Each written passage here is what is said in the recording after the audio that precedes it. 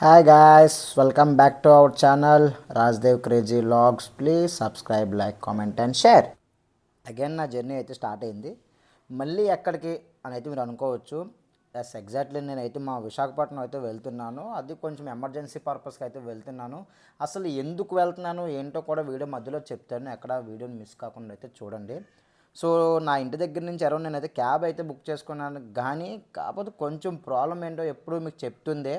మా బెంగళూరు ట్రాఫిక్ కోసం అయితే ఒక్క సెకండ్ కాదు, అర సెకండ్ కూడా ట్రాఫిక్ సిగ్నల్స్ అయితే గట్టిగా అయితే ఉంటాయి. వాటితో అయితే ఒక మినీ యుద్ధాలు చేసుకొని అయితే మేమైతే మెయిన్ రోడ్కి రాగానే కొంచెం రిలాక్స్ అయితే అవుతాము ఈ సర్వీస్ రోడ్కి రాగానే. అండ్ ఇక్కడ నుంచి చూసారు కదా, నిజంగా ఈ రోడ్ ఎక్కిన తర్వాత నుంచి అయితే ట్రాఫిక్ అయితే అంతలా అయితే ఏం ఉండదు. కొంచెం అటు ఇటు ఉంటుంది కానీ బట్ ఫ్రీగా అయితే మూవ్ అవ్వచ్చు మనం. అనుకున్న టైంకి అయితే నేను ఎగ్జాక్ట్గా రీచ్ అవ్వగలనా లేదా అని చెప్పేసి కొంచెం టెన్షన్ అయితే పడ్డాను ఫస్ట్ ఆఫ్ ఆల్. ఎందుకంటే నేను చేస్తుంది అప్పటికప్పుడు టికెట్ అయితే చేసుకొని సడన్గా స్టార్ట్ అయ్యాను. స్టార్ట్ అయిన తర్వాత కూడా నాకు కొంచెం డౌట్ వచ్చింది, మనం అయితే రీచ్ అవ్వగలమా లేదా టైంకి అని చెప్పేసి.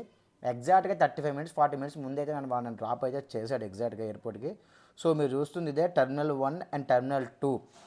ఈ టెర్మినల్ 2 కోసమే ఎందుకు ఇంత ప్రత్యేకంగా నేను చెప్తున్నానంటే, చూడటానికి మాత్రం ద బెస్ట్ ఎయిర్పోర్ట్ అని అయితే నాకు అనిపిస్తుంది. నేను చాలా ఎయిర్పోర్ట్కి అయితే వెళ్ళాను, కానీ ఈ టైప్ ఆఫ్ ఎయిర్పోర్ట్ని అయితే నేను ఎప్పుడు చూడలేదు.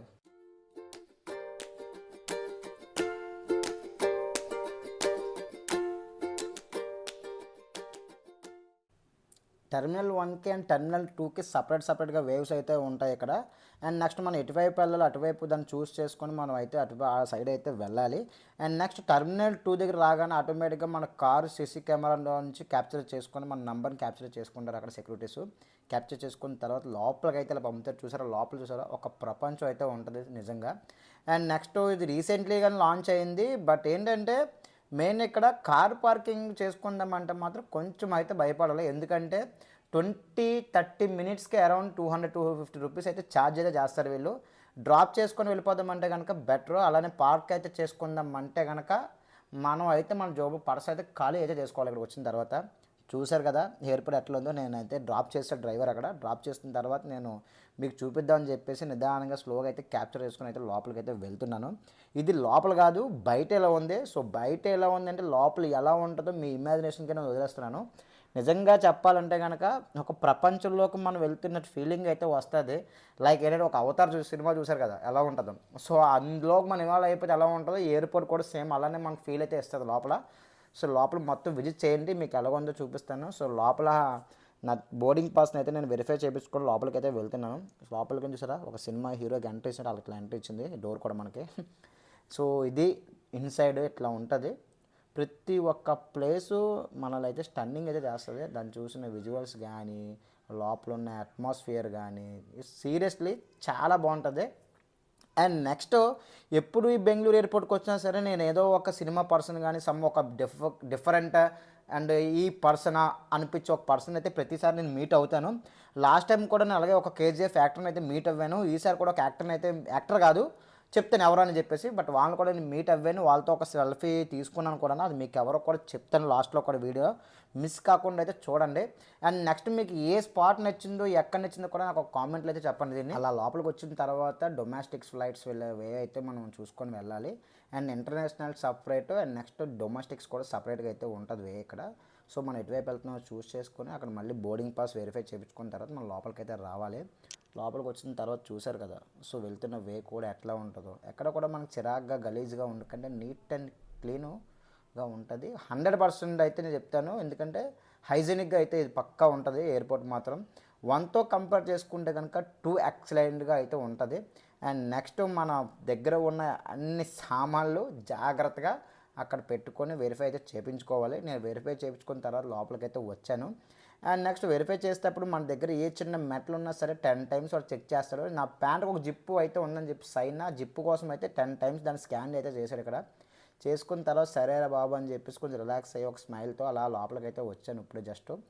అండ్ నెక్స్ట్ అసలు సడన్గా నేను ఎందుకు వెళ్తున్నానంటే చెప్పాను కదా వీడియో మధ్యలో మీకు చెప్తానని చెప్పేసి. సో మా మిస్సెస్ది డెలివరీ అయితే సడన్గా ఫోన్ వచ్చింది నాకు, డెలివరీ అవుతుంది హాస్పిటల్కి తీసుకెళ్ళామని చెప్పేసి.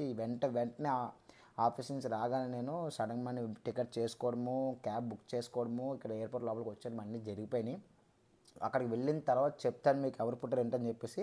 ప్రజెంట్ ఈ వీడియో తీస్తున్నప్పుడు అయితే నాకైతే ఇంకా తెలియదు, ఎందుకంటే అప్పుడే హాస్పిటల్ లోపల తీసుకైతే వెళ్ళారు. నేను ఫ్లైట్ దిగిన తర్వాత అయితే నాకు తెలిసింది ఎవరు పుట్టారు ఏంటని చెప్పేసి. నేను మీకు డైరెక్ట్గా చూపిస్తాను ఎవరు పుట్టారు ఏంటని చెప్పి చెప్తాను కూడా. అండ్ నెక్స్ట్ లోపలికి వచ్చిన తర్వాత అయితే ఇలా అయితే ఉంటుంది. మనల్ని అయితే అట్రాక్ట్ చేస్తాయి కాఫీ హబ్ కానీ లేకపోతే సంథింగ్ కానీ మనల్ని అయితే అట్రాక్ట్ చేసినట్టు అక్కడైతే వాళ్ళు డిజైన్ అయితే చేసుకొని పెట్టుకుంటారు రెడీగానే షాప్స్ వాళ్ళు. అండ్ నెక్స్ట్ మనకి ఎక్కడైతే డబ్బులు వదిలించుకోవాలనిపిస్తుందో అక్కడ వెళ్ళి అయితే వదిలించుకోవచ్చు లోపల చూసిన తర్వాత. సో సీరియస్లీ నిజంగా చాలా బాగుంటుంది లోపల కూడా. నాకు ఎప్పుడైనా సరే టెర్మినల్ 2 వచ్చేలాగానే చేసుకుంటాను ఫ్లైట్ కూడా నేను. సో నాకు బాగా నచ్చుతుంది లోపలికి వెళ్ళిన తర్వాత. సో మీరు కొంచెం కన్ఫ్యూజ్ అయితే అవుతారు, ఇక్కడ నుంచి అసలు మన ఫ్లైట్ ఎక్కాలంటే ఎటువైపు వెళ్ళాలని చెప్పేసి. అదైతే లైట్గా మెన్షన్ చేస్తారు, షాప్స్ ఉన్న పేర్లు అయితే పెద్దగా మెన్షన్ చేస్తారు. అది మనం జాగ్రత్తగా అబ్జర్వ్ చేసుకొని అయితే వెళ్ళాలి. సో అక్కడ వెళ్తున్నాను, మీరు చూడండి.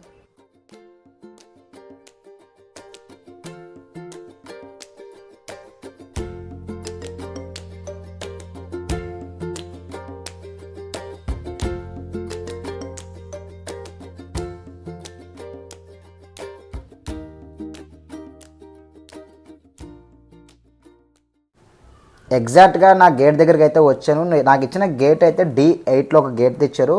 సో ఈ గేట్ దగ్గరికి నా ఫ్లైట్ అయితే వస్తుంది. అది వచ్చే లోపు ఏం చేద్దామని చెప్పేసి అక్కడ ఉన్న కొన్ని డిఫరెంట్ ఐటమ్స్ అయితే నేనైతే క్యాప్చర్ అయితే చేశాను. సో అవి మీరు కూడా ఒక లుక్ అయితే వేసుకోండి వాటిని.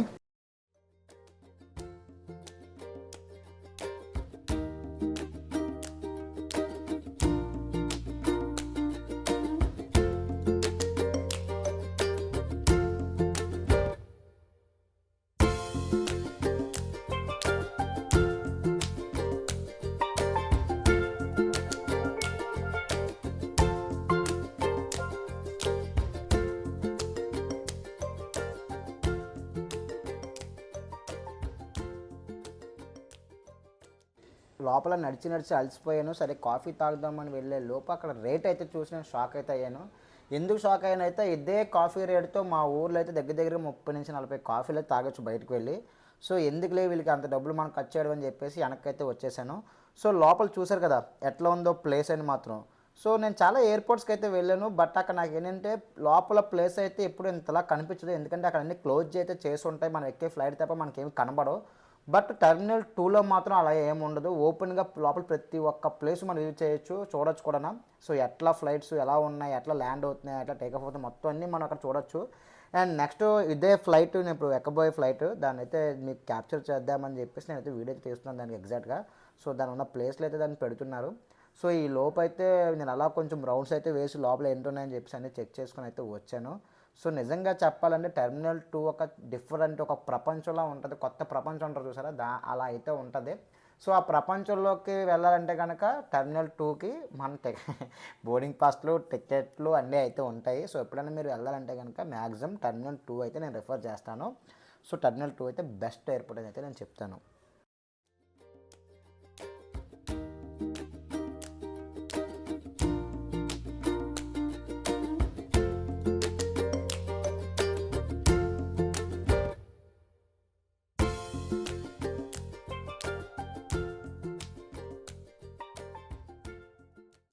సరే అని టైం అంతా అయిపోయిన తర్వాత నేను నా టికెట్ని అయితే వెరిఫై చేయించుకొని లోపలికి అయితే వస్తున్నాను. లోపలికి వస్తే కూడా అనిపించింది ఎవరో మనకేం దొరకలేదేంటి సార్ అని చెప్పేసి. అలా అనుకున్నానో లేదో ఒక ఫేమస్ పర్సన్ అయితే నేనైతే మీట్ అయితే అవ్వాను ఆ పర్సన్ని. కొంచెంసేపు అయితే మాట్లాడాను, కన్ఫర్మేషన్ తీసుకున్నాను ఫస్ట్ తనా కాదని చెప్పేసి. కొంచెం కన్ఫర్మేషన్ అయిన తర్వాత నేను మాట్లాడడం అయితే జరిగింది. సో ఆ పర్సన్ ఎవరో ఏంటని చెప్పేసి నేను మీకు మొత్తం చెప్తాను, చూపిస్తాను కూడా, మీరు ఎవరో కూడా గెస్ట్ చేయండి. అండ్ నెక్స్ట్ సరే అని చెప్పి లోపలికి అయితే వచ్చారు అలాగా. సో లేడీస్ సరే అని చెప్పి కొంచెం వీడియో అయితే పాస్ చేసి మళ్ళీ కంటిన్యూ అయితే చేశాను.